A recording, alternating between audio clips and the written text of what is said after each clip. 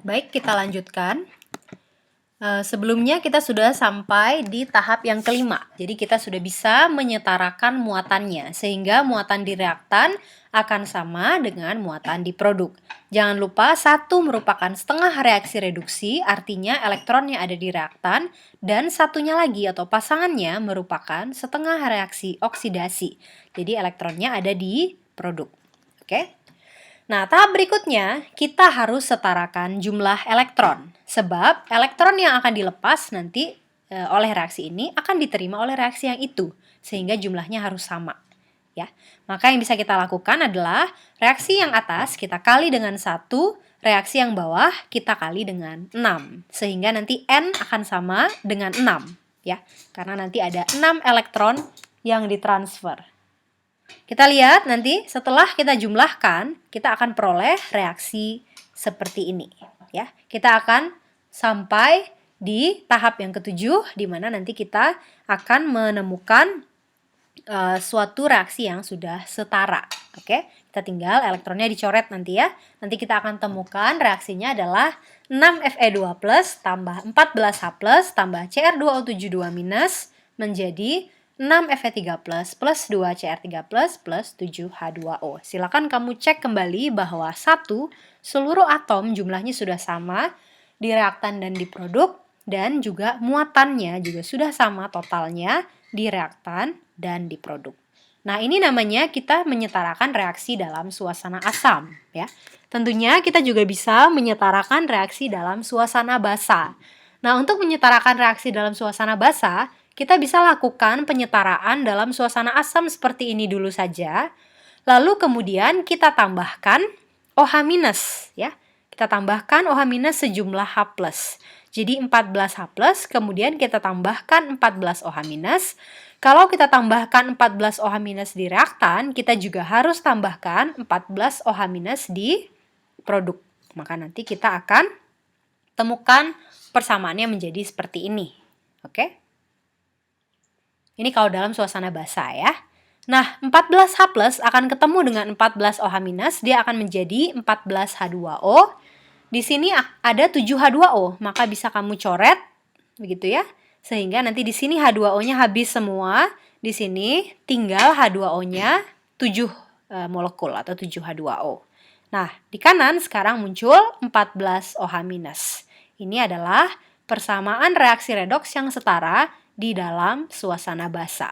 Kamu bisa lihat tadi kalau suasana asam ciri khasnya ada H+, kalau suasana basa ciri khasnya ada nanti OH-. Ya, jumlahnya berapa?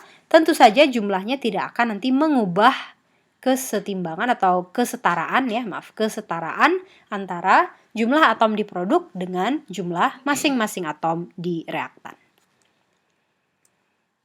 Oke, sampai di sana kita sudah mampu menyetarakan reaksi redoks ya. Kita juga sudah mampu menghitung berapa jumlah elektron yang kemudian nanti terlibat dalam suatu reaksi. Yang saya beritahu dari sekarang itu adalah nilai dari N. Oke, jumlah elektron yang ditransfer atau diproses dalam reaksi tersebut. Sekarang kita masuk ke contoh yang pertama, yaitu sel volta. Nah, sel volta sering juga disebut sel Galvani. Jadi kalau kamu dengar istilahnya Galvani atau istilahnya volta, itu sebetulnya maksudnya sama saja. Ya. Saya sudah sampaikan tadi bahwa reaksi yang tergolong sel volta atau sel Galvani itu merupakan reaksi-reaksi redoks yang spontan, yang kemudian akibat adanya reaksi redoks tersebut, kita akan lihat munculnya perbedaan potensial, yang artinya ada elektron yang mengalir atau ada arus yang mengalir. Jadi sehingga kita akan hasilkan listrik dari reaksi kimia. Oke.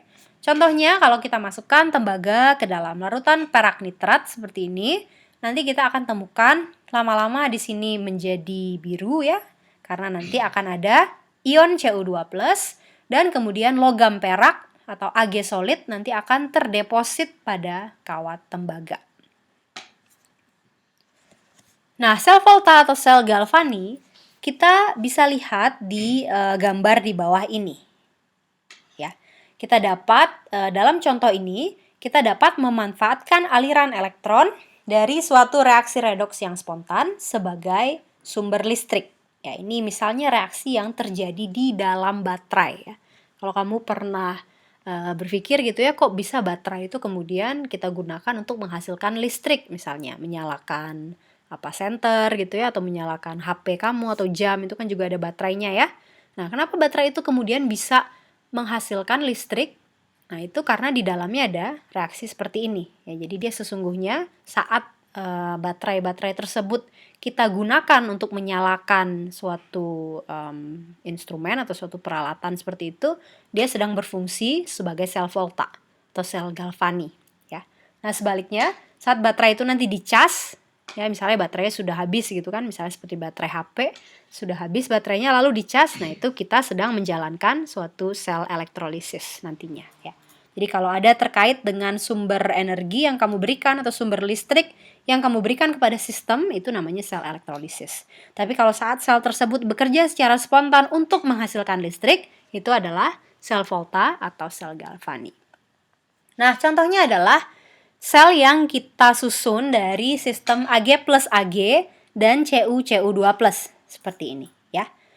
Nah, di sisi ini Cu nanti akan mengalami oksidasi menjadi Cu2+ dan akan lepas 2 elektron. Elektron ini kemudian akan mengalir ke sini, ini ya, ini arah aliran elektron ke situ dan masuk ke sini, di mana elektron nanti akan diterima oleh Ag+ dan dia akan tereduksi menjadi Ag. Kita lihat di sini larutannya adalah Ag nitrat, di sini juga Cu nitrat atau CuNO3 2 kali ya. Ini nanti sebagai anionnya saja. Kemudian sistem ini dihubungkan dengan jembatan garam dan seperti yang saya jelaskan tadi, untuk sel volta atau sel galvani, katoda itu berkutub positif atau anoda katoda kutubnya positif dan anoda itu adalah berkutub negatif, yaitu ciri khas dari sel volta atau galvani. Tapi tetap di anoda itu reaksi oksidasi dan di katoda itu reaksi reduksi. Tempat terjadinya reaksi dan elektrodanya itu tetap, apakah dia sel volta ataukah dia sel galvani. Cuma kutubnya saja yang berubah ya.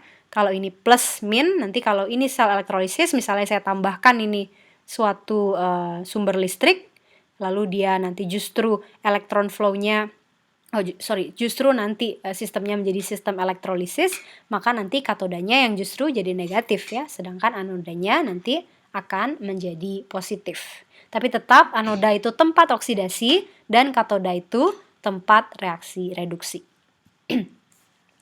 Oke, untuk reaksi yang terjadi pada sistem ini, kita bisa tuliskan setengah reaksi reduksinya dan setengah reaksi oksidasinya. Jangan lupa jumlah elektronnya harus sama. Kalau tadi di sini 1 elektron, di sini 2 elektron, maka ini kita harus kalikan 2 ya, sehingga kita peroleh nanti seperti ini.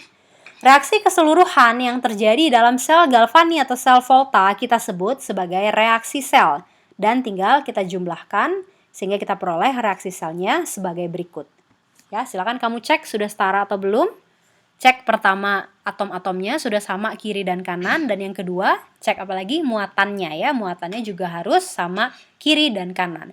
Jangan lupa kalau kamu menuliskan reaksi, tuliskan fasa yang sesuai. Kalau ini larutan berarti aqueous, kalau ini elektroda berarti suatu padatan itu solid, ini juga solid, ini aqueous. Tadi saya sudah singgung istilah elektroda. Elektroda itu adalah kita bisa bagi menjadi katoda dan anoda. Elektroda ini bentuknya solid ya. Jadi ini elektrodanya yang mana? Yang ini ya, elektroda perak, ini elektroda cuprum, tembaga ya. Elektroda Cu, elektroda Ag gitu ya. Jadi suatu solid yang kemudian pada solid tersebut terjadi reaksi. Kalau reaksi yang terjadi adalah reaksi reduksi, oke, maka kita namakan itu katoda. Kalau reaksi yang terjadi adalah reaksi oksidasi, kita namakan itu adalah anoda. Untuk sel volta, pada katoda, reduksi ion perak akan mengambil elektron dari elektroda sehingga elektroda bermuatan positif. Ini tadi ya, muatannya positif. Untuk pasangannya, elektroda tembaga, terjadi oksidasi. Sehingga terjadi pelepasan elektron ke elektroda sehingga elektrodanya menjadi bermuatan negatif. Jadi di sini positif, di situ negatif. Kemudian tadi sudah saya sebutkan juga bahwa umumnya kita memerlukan jembatan garam. Kalau di satu sisi nanti akan terjadi kelebihan ion positif karena Cu2+ terus-menerus terbentuk, di sisi lain justru nanti kekurangan ion positif atau kelebihan ion negatif karena Ag+ terus-menerus meninggalkan larutan dan tereduksi menjadi Ag. Ya. Agar sel ini terus-menerus berjalan, larutan di kedua setengah sel harus tetap netral. Nah, jembatan garam fungsinya adalah memberikan balance, menjaga kenetralan muatan dengan cara mengalirkan ion yang berlawanan muatan. Umumnya komponen jembatan garam adalah garam-garam yang larut, ya, yaitu KCl atau KNO3 atau kalium nitrat. Misalnya kita gunakan KNO3. Saat kita gunakan KNO3 untuk sistem ini, kita kembali lagi ke sini ya, kita misalkan gunakan KNO3. K+ itu akan mengalir kemana? Ke situ atau ke situ? K+ pasti mengalir ke tempat yang kurang positif ya atau kebanyakan negatif. Kita lihat di sini nanti justru akan kebanyakan positif. Sebab dengan berlangsungnya reaksi ini, suatu molekul netral jadi molekul positif. Lama-lama positifnya kebanyakan. Justru yang masuk nanti NO3 minusnya, nitratnya ya, untuk membalancekan atau menjaga kenetralan muatan di sini. Di sisi yang ini yang terjadi adalah Ag+ menjadi Ag. Muatan positifnya lama-lama akan berkurang. Lama-lama negatifnya yang terlalu banyak di sini, positifnya berkurang, maka K+ pada jembatan garam nanti akan masuk ke sini untuk menetralkan atau menjaga kenetralan di sel yang di setengah sel reduksi. Ya, itu adalah fungsi dari jembatan garam. Selain dia juga tentunya juga untuk menutup rangkaian listrik tersebut atau menghasilkan rangkaian listrik yang tertutup. Oke, berikutnya kita lihat istilah yang lain. Istilahnya dinamakan notasi sel. Ya. Notasi sel merupakan cara kita menggambarkan suatu sel itu dengan sederhana. Ya. Jadi suatu bentuk representatif dari suatu sel elektrokimia. Misalnya kita lihat pada sel yang kita bahas sebelumnya, terjadi oksidasi dari Cu menjadi Cu2+, dan terjadi reduksi dari Ag+ menjadi Ag. Kita tuliskan notasi selnya seperti ini, ya. Biasanya kita tuliskan anodanya dulu, lalu kita tuliskan 2 garis seperti ini, lalu kita tuliskan nanti katodanya. Oke. 2 garis ini adalah kode untuk jembatan garam. Jadi bisa kamu pahami sistem ini, tuliskan notasi sel, aturannya adalah anoda, jembatan garam, katoda. Itu ya, kita lihat. Ini anoda, jembatan garam, katoda. Jembatan garam ini kita representasikan dengan menulis 2 garis lurus seperti ini. Garis tegak. Gitu ya. Oke, di sebelah kiri jembatan garam, kita tuliskan reaksi yang terjadi di anoda. Pasti kita tuliskan reaksi oksidasi. Oke. Nah, reaksi oksidasinya kita lihat terjadi dari Cu ke Cu2+. Oke, maka kita tuliskan Cu solid menjadi Cu2+ aquos. Kalau ada perbedaan fasa seperti ini solid dan ini aquos. Kita tambahkan 1 garis tegak atau 1 garis vertikal. Oke. Jadi perhatikan, kalau garis vertikalnya 2, itu jembatan garam. Kalau garis vertikalnya 1, itu artinya pemisah fasa. Oke. Lalu sekarang pertanyaannya, kalau fasanya sama gimana? Ya, misalnya kita punya Fe2+ aquos, teroksidasi menjadi Fe3+ tapi aquos juga. Sama-sama berfasa aquos. Maka tidak kita pisahkan dengan garis tegak, ya. Kita pisahkan dengan tanda koma. Ya, mungkin nanti kita akan lihat contoh untuk sistem yang fasanya sama. Oke, ini adalah anoda, reaksi oksidasi.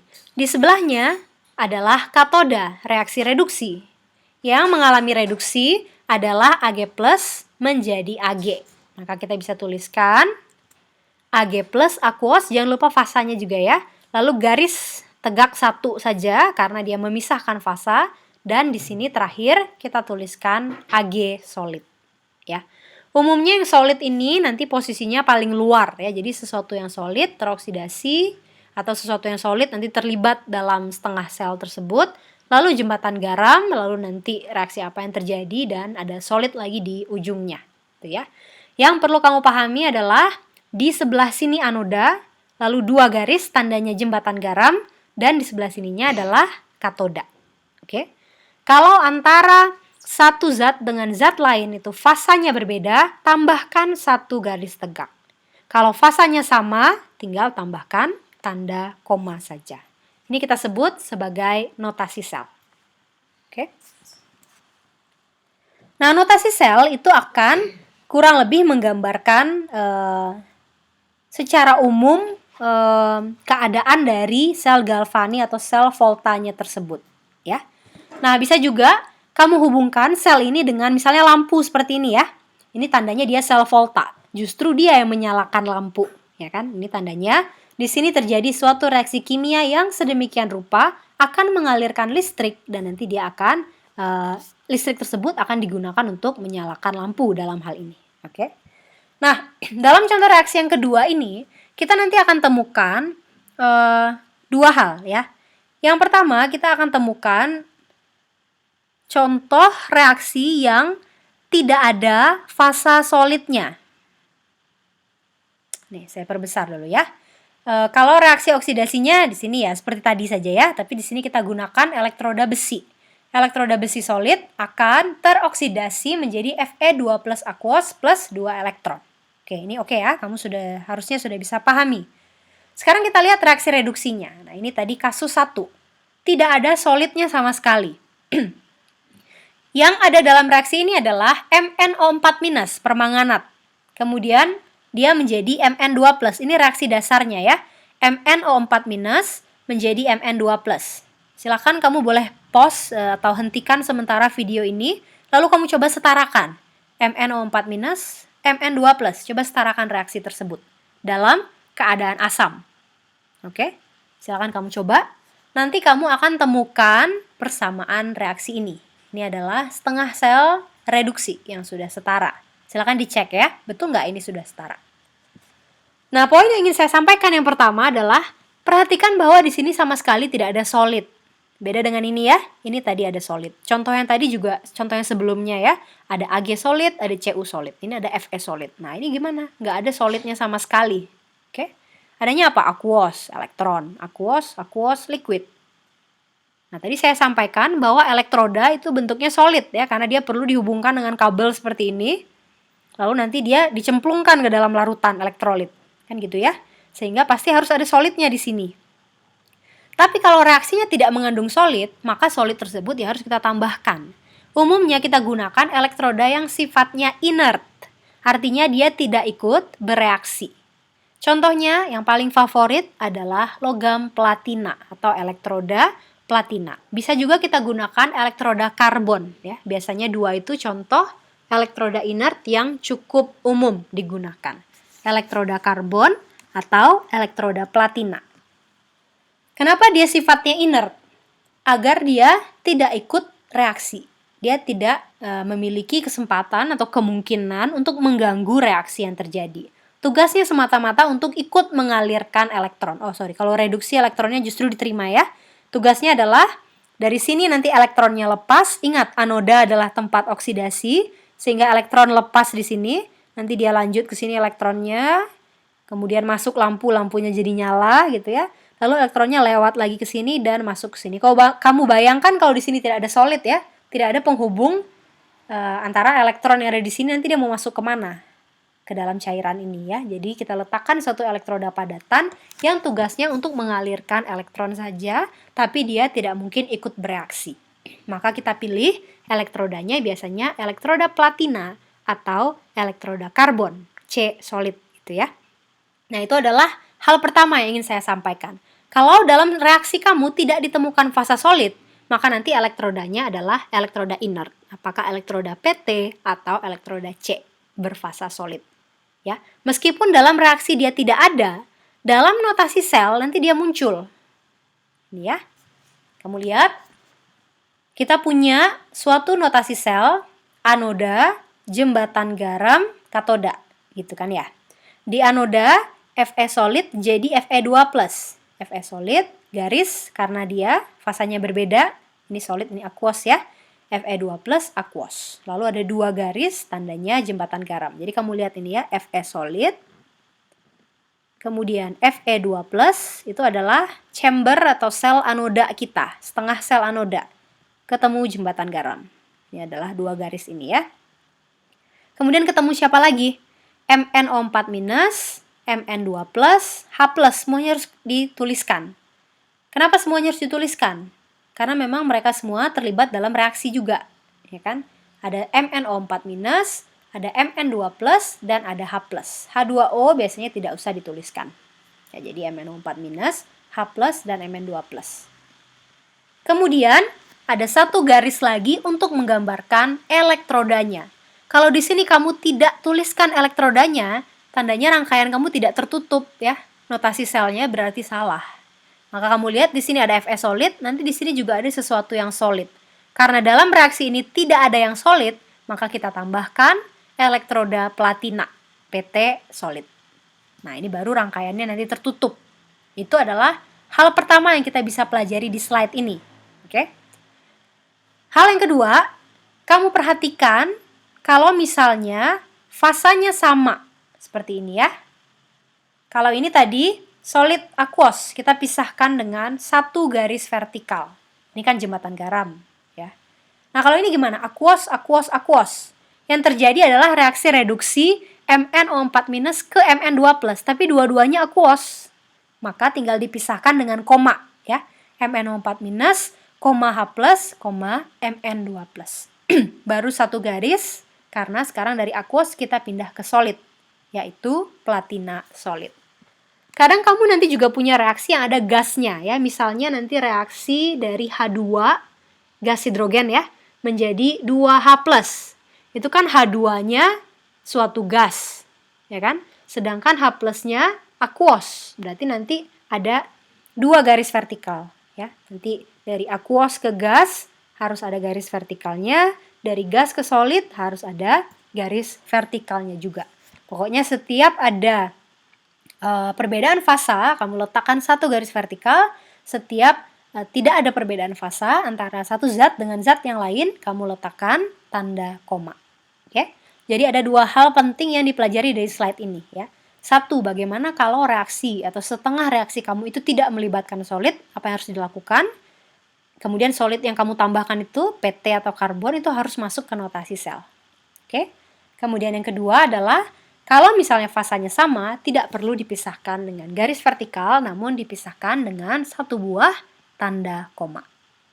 Oke, sampai di sini kita selesai membahas notasi sel 2 contoh kasus. Silakan nanti dicoba kerjakan soal ini ya. Saya akan bahas materinya saja dulu.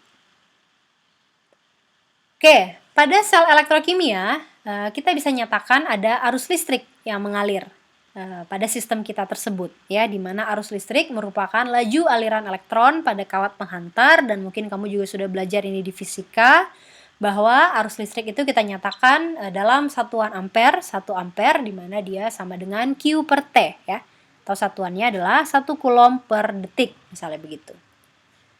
Nah, aliran elektron itu terjadi karena adanya beda potensial. Nah, beda potensial atau biasanya kita nyatakan dalam satuan volt itu akan sama dengan perbedaan energi potensial dalam joule per muatan, yang satuannya adalah coulomb. Beda potensial 1 volt artinya partikel dengan muatan 1 coulomb merasakan perbedaan potensial sebesar 1 joule antara 2 elektroda. Nah, dalam sel volta atau sel galvani, kita sebut beda potensial antara 2 elektroda tersebut sebagai potensial sel atau E-sel. Tentu saja E-sel nanti akan bersatuan volt karena dia membicarakan tentang beda potensial. Nah, perbedaan potensial antara 2 elektroda adalah potensial sel. Kita sebut sebagai potensial sel. Elektroda mana? Tentu saja nanti elektroda yang ini dengan yang itu, ya. Kita namakan nanti perbedaannya sebagai potensial sel. Kalau pengukuran dilakukan dalam keadaan standar. Nah, keadaan standar itu apa? Kamu lihat di sini, keadaan yang standar itu adalah saat seluruh zat yang berfasa aquos konsentrasinya adalah 1 molar. Oke. Kemudian kalau ada gas, ya. Kalau ada gas, maka tekanan gas tersebut 1 atm. Itu adalah keadaan yang standar.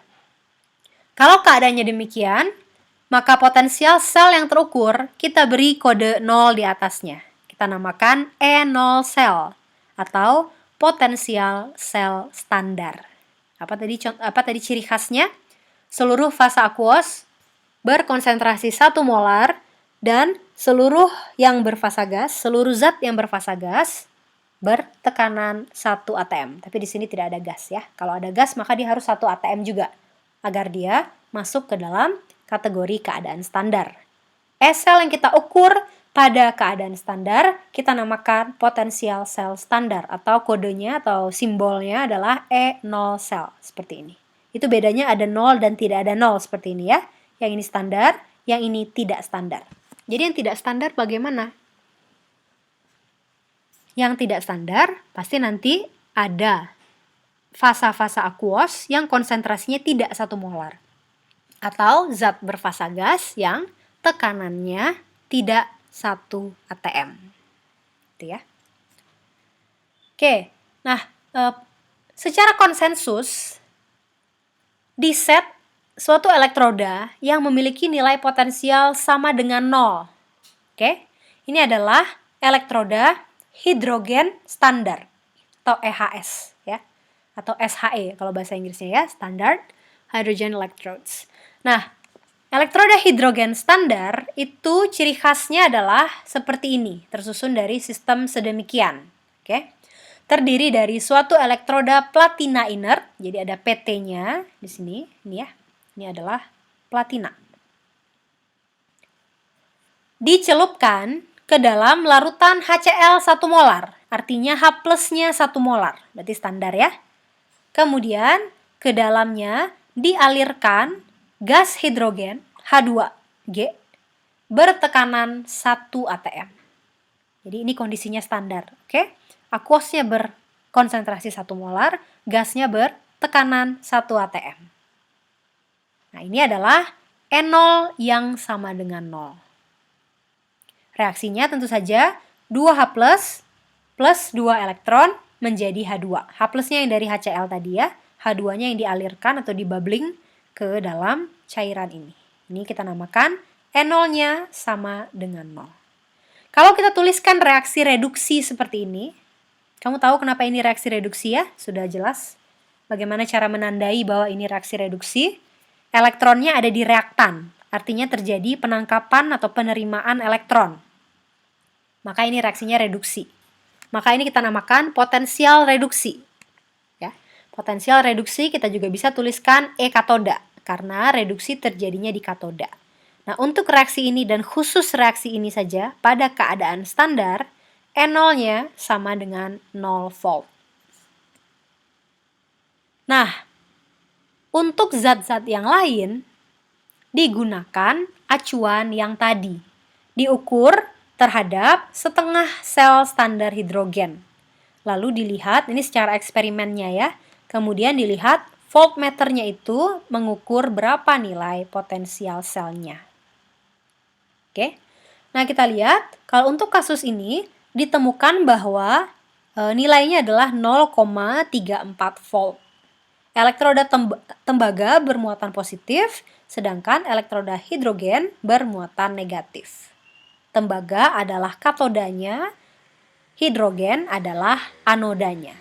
Nah, jadi di sini yang kita bisa simpulkan juga adalah, pertama, kita ukur suatu nilai potensial suatu elektroda berdasarkan perbandingannya atau acuannya dengan sel standar hidrogen. Kemudian yang kedua, kita bisa tentukan mana yang akan menjadi katoda dan mana yang akan menjadi anoda di dalam suatu pasangan sel, ya, pasangan penyusun suatu sel galvani atau sel volta. Spesi atau senyawa yang nanti reaksinya menghasilkan E0 atau potensial reduksi yang lebih besar, itu akan memilih menjadi katoda. Ya, semakin besar potensial reduksi, tandanya dia akan senang mengalami reduksi. Jadi kalau Cu itu N0 reduksinya 0,34, sedangkan H2 itu tadi N0-nya adalah 0 ya, begini.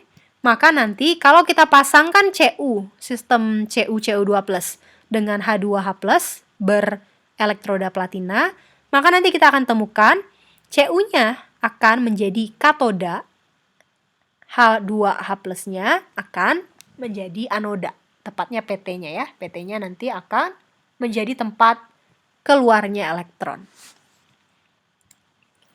Nah, umumnya kita nyatakan potensial reduksi, potensial tersebut dalam besaran potensial reduksi. Ya, dimana kalau kita punya setengah sel dalam keadaan standar, lalu kita hubungkan sehingga dia membentuk sel galvani, setengah sel yang potensial reduksinya lebih besar, dia akan menjadi katoda. Ya, dia akan mendominasi proses reduksi. Dia akan menerima elektron dari setengah sel yang potensial reduksi standarnya lebih rendah. Maka biasanya data yang kita punya, nilai N0, ya, potensial sel standar, itu selalu potensial reduksi standar. Jadi prosesnya reduksi ya. Misalnya kamu lihat, ini 2H+ plus 2 elektron jadi H2. Ini ciri khas dari reaksi reduksi kan, elektronnya ada di reaktan. Ini namanya potensial reduksi. Nah, potensial sel, suatu sel, kita bisa hitung dari potensial reduksi standar yang ada di katoda dikurang potensial reduksi standar yang ada di anoda. Itu ya. Sehingga untuk sistem tadi, karena SL-nya adalah 0,34, kita tahu EH+ menjadi H2 itu adalah 0, maka E dari Cu2+ menjadi Cu itu akan sama dengan 0,34. Hal yang sama bisa dilakukan untuk misalnya elektroda seng ya. Namun kalau elektroda seng nanti yang terukur besarannya adalah 0,76 volt, di mana voltmeter hanya akan memberikan potensial positif ketika Zn-nya disambungkan ke kutub negatif dan hidrogen atau elektroda standar hidrogen disambungkan ke kutub positif. Artinya apa? Zn akan mengalami oksidasi menjadi Zn2+ karena dia di kutub negatif. Ya. Maka kita bisa hitung SL-nya adalah 0,76. Ini 0, ini berapa nilainya? Akan sama dengan minus 0,76. Maka nanti kamu akan temukan potensial standar atau potensial reduksi standar dari Zn2+ menjadi Zn itu akan sama dengan min 0,76 volt. Kita bisa lihat nanti datanya seperti ini ya. Tentu saja nanti datanya adalah data eksperimen. Selalu dituliskan ya. Selalu dituliskan, perhatikan, setengah reaksi reduksi. Oke? Kamu lihat di sini elektronnya semuanya di reaktan. Nah, ini adalah data standarnya seperti ini ya. Seandainya kamu menemukan suatu kasus di mana yang diberikan itu justru reaksi oksidasinya, ya, maka saya sarankan ubah dulu jadi setengah reaksi reduksi, sehingga nanti kamu tidak bingung ya. Biasanya potensial reduksi yang kita pakai adalah potensial standar yang kita pakai adalah potensial dalam reaksi reduksi. Jadi kita perhatikan setengah reaksi reduksinya. Oke. Jadi elektronnya nanti semuanya ada di reaktan. Nah, kita lihat masing-masing zat dalam reaksinya kalau dia tereduksi, dia akan memberikan nilai N0 atau potensial reduksi standar yang berbeda-beda. Sekarang kamu bisa pasangkan ya. Misalkan saya ingin pasangkan Fe3+ Fe2+ ya, sistem reaksi yang ini. Saya mau pasangkan dengan Cu2+ menjadi Cu. Ya. Jadi saya ingin bangun atau buat suatu sel volta atau sel galvani yang anggotanya itu adalah atau penyusunnya itu adalah Fe3+ Fe2+ di satu sistem. Sistem yang lain Cu2+ dan Cu. Udah kebayang ya? Jadi saya punya dua gelas. Satu Fe3+ Fe2+, pasti harus ada solidnya kan? Saya tambahkan platina solid di sana. Lalu di gelas yang lain saya punya Cu2+ Cu solid. Karena Cu-nya sudah solid nggak perlu ada platina. Oke. Sekarang pertanyaannya adalah, yang mana yang akan jadi anoda? Yang mana yang akan jadi katoda? Kalau kamu perlu waktu untuk menganalisis, silahkan videonya dihentikan sementara boleh. Oke. Jawabannya adalah, carilah yang N0-nya lebih besar. Karena N0 tersebut menyatakan setengah reaksi reduksi, maka N0 yang lebih besar tersebut adalah reaksi yang mengalami reduksi, maka dia terjadi di katoda. Oke? Maka, kalau saya punya pasangan Fe3 plus Fe2 plus dengan elektroda platina misalnya, lalu di sisi lain atau di bagian di setengah sel yang lain saya punya Cu2 plus jadi Cu, maka yang nanti jadi katoda adalah ini. Yang ini. Ya. Karena nilai N0-nya 0,77, yang satu lagi N0-nya hanya 0,34. Ini lebih besar dari itu. Maka di katoda nanti reaksinya gimana? Fe3 plus elektron jadi Fe2 plus. Ini reaksinya akan berlangsung. Oke. Pasangannya, kalau yang ini sudah jadi katoda, dia tereduksi atau sistemnya sistem reduksi, maka yang ini pasti mau nggak mau dia jadi anoda.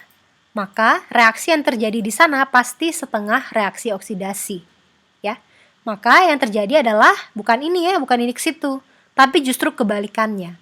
Dari Cu solid akan menjadi Cu2 plus 2 elektron.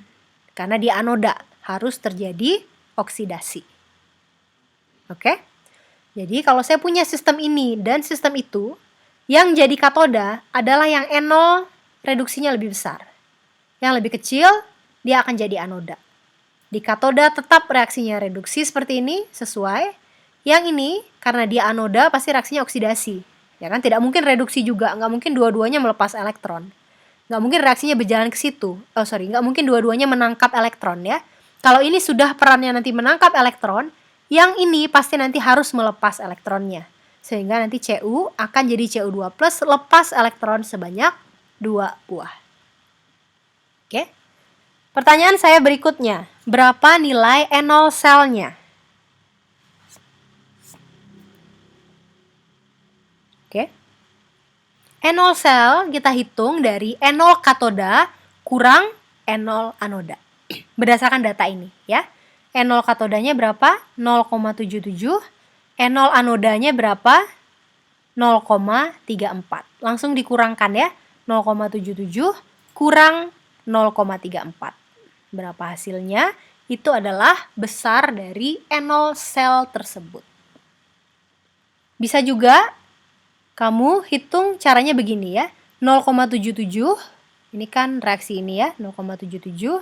Kemudian reaksi yang bawah, karena nanti terjadinya kebalik ke situ, maka kamu nyatakan N0-nya, atau dalam hal ini reaksi oksidasi sekarang ya, N0 oksidasi adalah min 0,34. Lalu kamu jumlahkan ya. 0,77 min 0,34. Hasilnya nanti akan sama. Silakan nanti kamu mau berpegang dengan konsep yang mana. Kalau saran saya ya gunakan aja data ini langsung ya.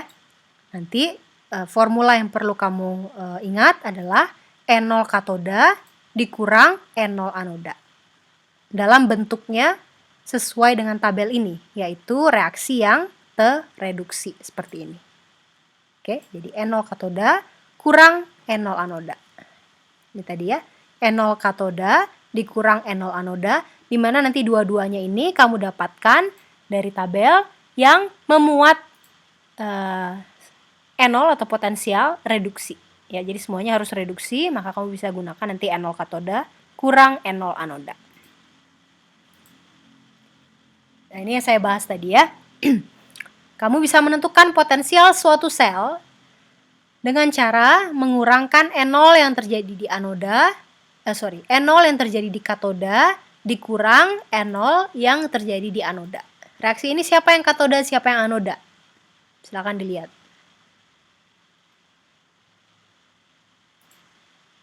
Yang katoda tentu saja reaksi reduksi.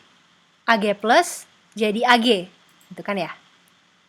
Kemudian anoda adalah oksidasi. Cu jadi Cu2+.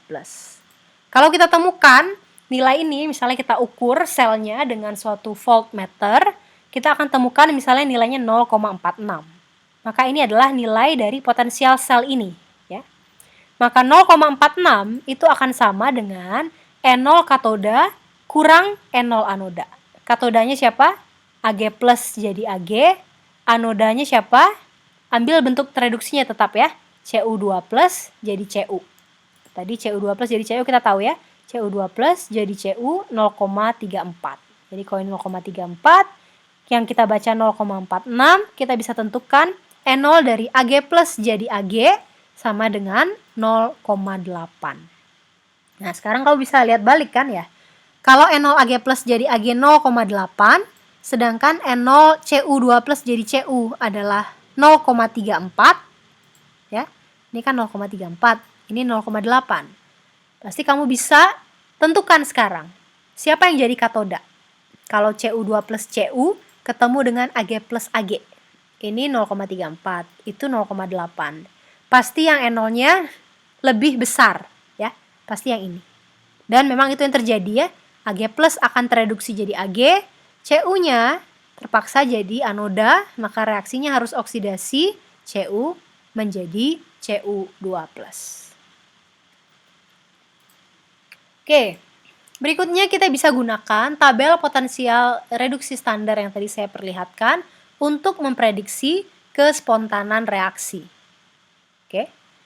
Caranya adalah kita bandingkan nilai potensial reduksi untuk kedua zat yang kita hadapi.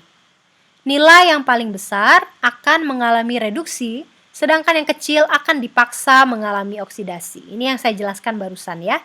Misalnya kita punya sekarang Cl2 dan Br2. Tuliskan masing-masing dalam bentuk reduksi. Cl2 plus 2 elektron jadi 2 Cl minus, Br2 plus 2 elektron jadi 2 Br minus. Sekarang kamu perlakukan kedua reaksi ini seperti dua reaksi yang berkompetisi. Ya. Ini mau tereduksi, itu juga mau tereduksi. Tapi siapa yang benar-benar mengalami reduksi, alias menjadi katoda? Perhatikan nilai E0-nya, ya. Yang ini E0-nya 1,36, yang ini E0-nya 1,07. Jadi siapa yang menang? Yang atas, ya. Karena nilainya lebih besar. Maka nanti tereduksi pasti Cl2 jadi 2 Cl minus. Nanti dia akan menerima 2 elektron. Br nanti karena dia kalah, dia terpaksa mengalami oksidasi. Jadi reaksinya bukan ke sini lagi ya, tapi ke situ. 2 Br minus jadi Br2 plus 2 elektron. Namun saat kamu menghitung SL-nya, tetap nanti katoda kurang anoda. Ini jadi katoda kan ya, karena E0-nya besar. Ini karena kecil dia jadi anoda. Ini teroksidasi, reaksinya harus ke situ. Tapi tetap nilainya nanti E0 katoda kurang E0 anoda dalam bentuk tereduksinya. Jadi berapa SL-nya nanti? 1,36 kurang 1,07. Ya, silakan kamu hitung. Itu adalah potensial sel untuk pasangan Cl2 Cl- dengan Br2 Br-. Yang atas jadi katoda, tempat reduksi, yang bawah jadi anoda, reaksinya akan ke terbalik dari yang dituliskan di sini. Oke. Maka nilainya nanti adalah plus 0,29. Boleh juga kamu tuliskan begini ya. Ini dibalikkan dulu reaksinya. Kalau begini kan tinggal dijumlahkan, dapat nanti 0,29. Tapi kalau yang saya sampaikan tadi juga sama aja kan ya. Ini kurang itu. Dua-duanya dalam bentuk reduksi. Kan dapatnya juga 0,29. Boleh ini kurang itu. Boleh juga ini tambah minusnya itu, kan sama saja ya.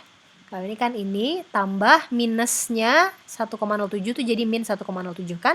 Ditambahkan kan hasilnya 0,29. Silakan kamu gunakan yang mana yang nyaman ya. Kalau saya biasanya ini saja ya.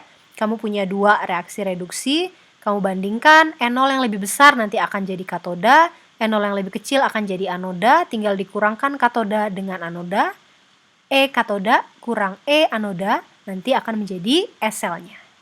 Tapi ingat, untuk reaksinya ini tetap ke situ karena dia menang mendominasi reduksi, yang ini terpaksa kebalik karena dia mengalami oksidasi. Ya, jadi reaksinya nanti itu dan itu. Perhatikan bahwa reaksi yang spontan akan selalu memberikan NO sel besar dari 0. Ya, ini perlu kamu pahami dan ingat di sini ya, bahwa sel-sel Volta itu adalah atau sel-sel Galvani itu adalah sel yang memuat reaksi-reaksi yang spontan. Maka N0 sel untuk sel volta umumnya adalah besar dari 0. Kalau kamu ketemu N0 selnya tidak sama dengan 0, maka kamu harus mencurigai pekerjaan kamu ya. Misalnya ada yang salah dikerjakan gitu ya, atau ada sesuatu yang dibaca kemudian E-nya negatif, maka kamu harus cek kembali. Kalau N0-nya biasanya adalah positif. N0 ya, ada tanda 0-nya ya dalam kondisi standar. Oke, nanti kita bahas soal-soalnya, kita belajar materinya dulu. Nah, kamu sebelumnya masih ingat ada besaran kita yang kita pelajari di bab termodinamika, oke? Yaitu besaran energi bebas Gibbs atau delta G. Delta G merupakan suatu parameter yang bisa kita gunakan untuk memprediksi kespontanan reaksi, di mana delta G itu sejatinya adalah ukuran kerja maksimum yang dapat diperoleh dari reaksi kimia.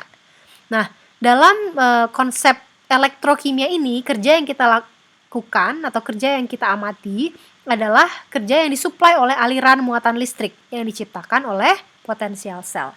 Maka kita bisa tentukan nanti nilai delta G, ya, perhatikan formula ini, delta G sama dengan min NFE. Ya, E-nya tentu saja SL ya. F adalah suatu konstanta, yaitu tetapan Faraday yang nilainya adalah 9,65 kali 10 pangkat 4 atau 96.500 Coulomb per mol elektron. Maka N adalah mol elektron. Nah, ini yang saya sebutkan di awal sekali tadi ya. Berapa N untuk suatu pasangan reaksi redoks, kamu bisa tentukan N tersebut dari jumlah elektron yang ditransfer. Kita lihat ini. Ini N-nya berapa? 2 ya. Karena 2 dilepas, 2 diterima. Jadi N-nya 2. Jangan dijumlahkan ya, bukan 2 plus 2 atau 2 kurang 2 ya. Tapi 2 saja. Karena 2 ditransfer, 2 ini kemudian 2 ini yang mengalami pentransferan. 2 dilepas di sini, 2 diterima di sana. Kan elektronnya itu juga ya. Jadi N-nya sama dengan 2. Kita lihat yang lain.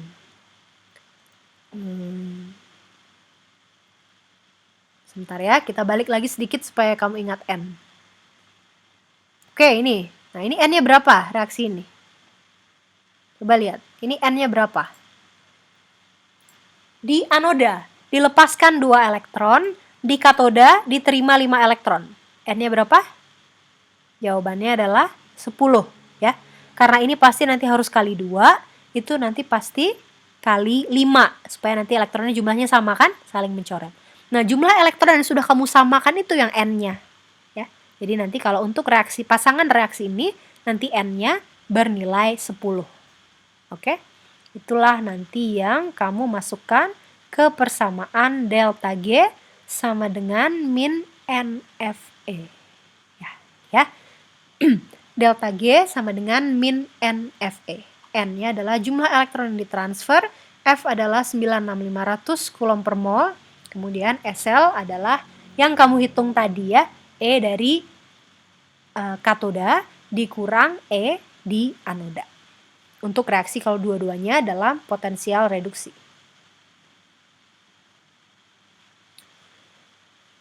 Nah, pada keadaan standar kita tinggal tambahkan kode 0. Ya, ini kan tadi umumnya ya, keadaan umum delta G sama dengan min NFSL. Kalau keadaan standar nanti muncul logo 0. Ya, maaf saya ngecas laptop saya dulu. Oke, nah sehingga muncul nanti seperti ini, delta G0 sama dengan min NFE0 sel. Apa tadi kode 0 ini maksudnya? Semua yang berfasa aquos 1 molar gitu kan ya, dan yang berfasa gas bertekanan 1 atm.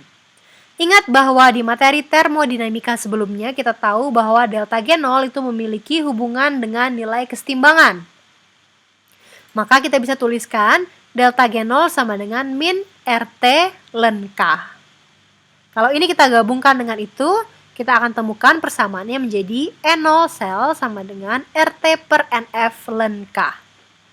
Pada 25 derajat Celcius, ini biasanya kondisi standar ya, kita bisa sederhanakan persamaan ini. R itu adalah tetapan gas biasa saja ya. T-nya berapa? 273 tambah 25. 298 ya. Jangan lupa harus Kelvin ya. Lalu F ini adalah 96500 coulomb per mol.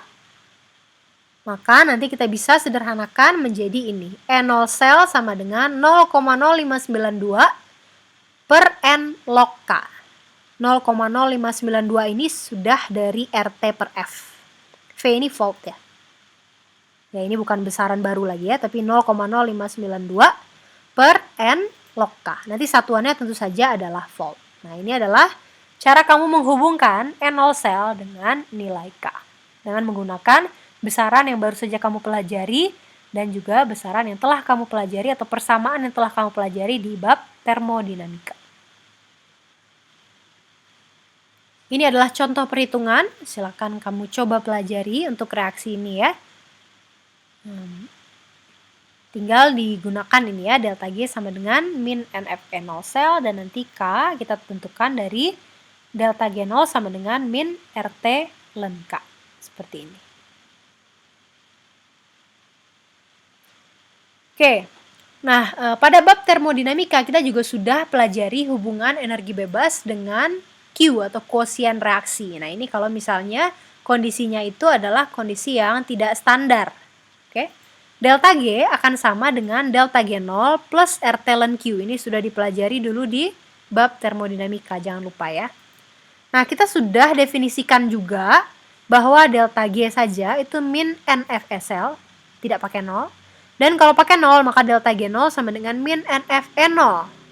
Kalau kita gabungkan dua persamaan ini ke itu, persamaan yang ini kita substitusi ya, ini ke situ, itu ke situ, maka nanti kita temukan E sel sama dengan N0 sel min RT per NF ln Q. Ini kita namakan persamaan Nernst ya.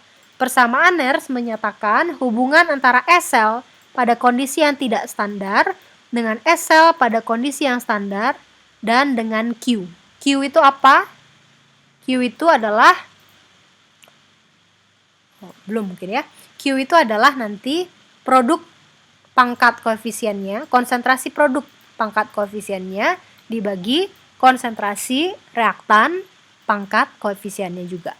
Nah, kamu perlu perhatikan kalau misalnya nanti reaksi yang kamu punya itu sifatnya tidak homogen. Misalnya reaksi tersebut mengandung gas, kemudian dia juga mengandung aquos. Maka nanti aquos kamu ambil molaritasnya ya, lalu pangkatkan dengan koefisiennya. Kalau dia gas, kamu ambil tekanannya yang bersatuan ATM. Lalu kamu pangkatkan juga dengan koefisiennya. Saya sudah pernah bahas ini juga di bab termodinamika ya. Jadi silakan dilihat lagi catatannya. Silakan dilihat contoh perhitungan. Saya untuk saat ini akan saya skip dulu. Kemudian kita bisa gunakan besaran-besaran atau ilmu yang sudah kita pelajari barusan untuk meramalkan kespontanan reaksi. Nah kita lihat misalnya kita punya reaksi timah dengan suatu asam. Jadi SN solid ditambahkan dengan 2H+. Dia menjadi SN2+ plus H2. Oke. Pertanyaan yang pertama, tentukan apakah reaksi berlangsung spontan jika keadaannya standar. Bagaimana kalau keadaannya sekarang pH-nya 2? Bagaimana kalau keadaannya pH-nya 5? Ya kan? Dalam keadaan pH yang tidak standar ini, asumsikan bahwa SN2+ itu adalah 1 molar dan pH2 adalah 1 atm. Oke. Sekarang kita lihat pada keadaan standar. N0 ya, ada nolnya. Kita tinggal hitung N0 sel sama dengan N0. Siapa katodanya di sini? Lalu kita kurangkan dengan N0 dari anodanya. Katodanya siapa di sini? Yang mengalami reduksi adalah H+ menjadi H2 ya, itu katoda. Anodanya adalah Sn menjadi Sn2+. Maka kita bisa hitung dari N0H plus H2 nilainya 0 ya kan, dikurang dengan N0 Sn2 plus Sn. Ini kita lihat di tabel tadi ya, nilainya katanya min 0,14. Jadi 0 dikurang min 0,14, nanti kita peroleh N0 selnya adalah 0,14 volt. Karena N0 sel besar dari 0, sedangkan delta G sama dengan min NFE, ya, ada negatifnya ya kan. Kalau N0-nya positif, pasti nanti delta G-nya negatif. Ingat bahwa delta G negatif itu adalah tandanya reaksi tersebut berlangsung spontan. Jadi untuk A jawabannya adalah betul. Reaksi akan berlangsung spontan pada keadaan standar. Bagaimana dengan pH 2? Nah, kalau keadaannya sudah tidak lagi standar, ya, kalau pH 2 itu kan bukan 1 molar ya, H plusnya berapa? pH 2, H plus sama dengan 10 pangkat min 2. Kalau pH 5, H plus sama dengan 10 pangkat min 5, sudah tidak standar lagi. Maka yang harus kamu gunakan adalah persamaan Nernst-nya seperti ini. Oke, SL sama dengan N0 sel yang ini tadi, 0,14. Lalu dikurang dengan RT per NF, ln Q. Ya, ln Q seperti ini. Nah, Q-nya apa? Q-nya adalah produk bagi reaktan. Jangan lupa pangkat koefisien masing-masing. Jadi Q-nya apa? Konsentrasi SN2 plus pangkat 1, tekanan H2 dalam ATM ya, 1, pangkat 1, solid tidak masuk seperti biasa, liquid juga nggak masuk ya. H plus, jadi kita ambil konsentrasi H plusnya nanti pangkat 2. Oke, kalau standar semuanya 1 molar. Kalau pH-nya 2 artinya tidak standar. Sekarang H plusnya bukan 1 molar, tapi 10 pangkat min 2. Kalau pH-nya 5 artinya H plusnya 10 pangkat min 5. Jadi kita akan temukan persamaannya menjadi 1 per 10 pangkat min 2 pangkat 2. Yang ini 1 per 10 pangkat min 5 pangkat 2. Tetap ini adalah produk bagi reaktan. Jangan lupa masing-masingnya pangkatkan dengan koefisien masing-masing. Kalau dia aqueous, ambil molaritasnya, pangkatkan dengan koefisiennya. Kayak gini tadi ya, konsentrasi H plus pangkat 2. Kalau gas, ambil tekanannya dalam ATM, pangkatkan juga dengan koefisiennya. Karena ini semua satu-satu, jadi tidak masalah ya. Nanti di atasnya pasti 1. Dari sini kamu akan temukan SL-nya ini plus 0,02, ini SL-nya min 0,16 volt. Oke? Artinya, yang kondisi B, sel akan berlangsung spontan. Sedangkan kondisi C, justru reaksinya tidak spontan. Mengapa demikian? Karena SL-nya negatif. Delta G sama dengan min NFSL. Kalau SL-nya sudah negatif, delta G-nya nanti kali lagi negatif ya kan? Nanti ketemunya justru positif. Delta G yang besar dari 0 adalah ciri khas dari reaksi yang tidak spontan. Jadi kamu bisa perhatikan kembali ya. Tadi kita katakan sel volta itu adalah sel-sel yang umumnya berlangsung secara spontan. Itu tentu saja pada keadaan yang standar. Kalau keadaannya diubah sedemikian rupa sehingga menjadi tidak standar, misalnya salah satu konsentrasinya dibuat rendah seperti ini ya, dari harusnya 1 molar keadaan standar sekarang menjadi 10 pangkat min 5 molar saja, bisa jadi nanti reaksinya menjadi tidak spontan seperti ini. Oke. Ya, ini adalah contoh soal yang lain, kita akan lanjutkan di video berikutnya.